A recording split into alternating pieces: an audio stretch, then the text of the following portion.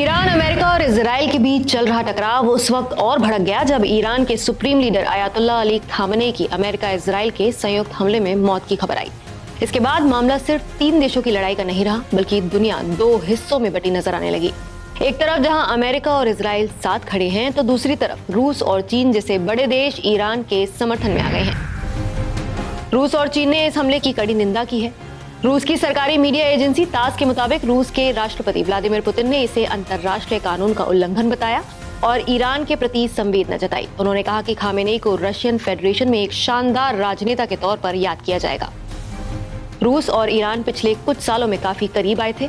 Ukraine में रूस के युद्ध के दौरान तेहरान मॉस्को के सबसे करीबी भागीदारों में से एक रहा है, इसलिए मॉस्को खुलकर तेहरान के साथ खड़ा दिखाई दे रहा है। चीन ने भी कहा कि किसी देश की संप्रभुता पर इस तरह हमला करना गलत है और तुरंत सैन्य कार्रवाई रोकनी चाहिए।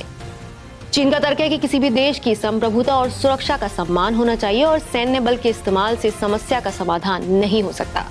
बीजिंग ने कहा कि युद्ध और हमले सिर्फ नफरत बढ़ाते हैं, इसलिए सभी पक्षों को बातचीत पर लौटना चाहिए। इनके समर्थन के पीछे रणनीतिक कारण है। रूस और ईरान के बीच पहले से ही मजबूत सैन्य, आर्थिक और कूटनीतिक संबंध हैं और दोनों का व्यापार खासकर ऊर्जा और हथियारों के क्षेत्र में बढ़ा है, इसलिए मॉस्को चाहता है कि ईरान संकट में अकेला न पड़े। हालांकि चीन की स्थिति थोड़ी अलग है। वो ईरान को अपना भरोसेमंद साथी मानता है, खासकर तेल और व्यापार के लिहाज से, लेकिन सीधे युद्ध में शामिल होने से बच रहा है और अधिकतर कूटनीतिक और आर्थिक दबाव के जरिए समाधान चाहता है।